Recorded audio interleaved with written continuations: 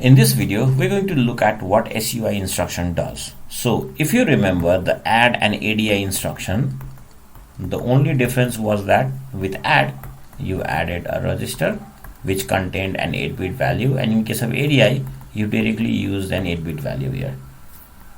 Such is the case with SUB and SUI. In case of SUB, you directly add a register, while in case of SUI, you mention an 8-bit data. So whenever you want to subtract an 8-bit value directly from the accumulator without using the register, then you can use SUI. Example, we want to subtract 12H minus 02H.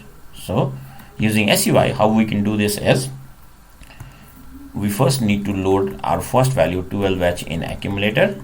Then instead of loading the second value into some other registers, we can directly use SUI and then 02H. So what this is going to do is basically perform A minus 02H and then save the result in the accumulator itself, and then we terminate the program. So this is what SUI is.